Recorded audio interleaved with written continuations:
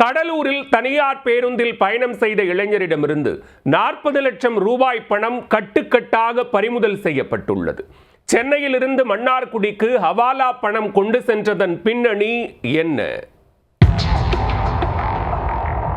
சென்னையிலிருந்து மன்னார்குடி செல்லக்கூடிய தனியார் சொகுசு பேருந்து இன்று அதிகாலை சுமார் 2 மணிக்கு கடலூர் ஆல்பேட்டை சோதனை சாவடிக்கு வந்தது.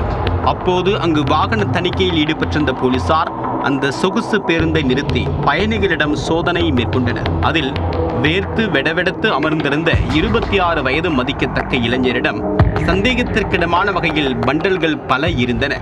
அதை வாங்கி சோதனை செய்து பார்த்தபோது போலீசார் அதிர்ச்சியடைந்தனர். கட்டுக்கட்டாக 40 லட்சம் ரூபாய் பணத்துடன் அந்த இளைஞர் சென்னையிலிருந்து பயணித்து வந்துள்ளார். பணத்திற்கு உரிய ஆவணங்களை கேட்டபோது முன்னுக்கு பின் முரணாக பதிலளித்ததால் போலீசார் சந்தேகம் அடைந்தனர். இதையடுத்து போலீசார் அவரை கடலூர் புதுநகர் போலீஸ் நிலையத்திற்கு அழைத்து சென்று விசாரணை நடத்தினர். விசாரணையில் அந்த இளைஞர் சென்னை எல்லிஸ் ரோடு பகுதியை சேர்ந்த நவீத் அன்வர் என்பது தெரிய வந்தது. இதனையடுத்து எந்தவிதமான ஆவணங்களும் இன்றி எடுத்து வரப்பட்ட 40 லட்சம் ரூபாய் பணத்தை பறிமுதல் செய்தனர்.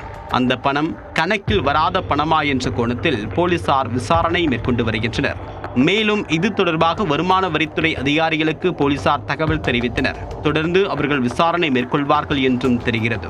தனியார் சொகுசு பேருந்தில் ஆவணங்கள் இன்றி எடுத்து வரப்பட்ட 40 லட்சம் ரூபாய் பணம் பறிமுதல் செய்யப்பட்ட சம்பவம் கடலூர் பகுதியில் பெரும் பரபரப்பை ஏற்படுத்தியுள்ளது.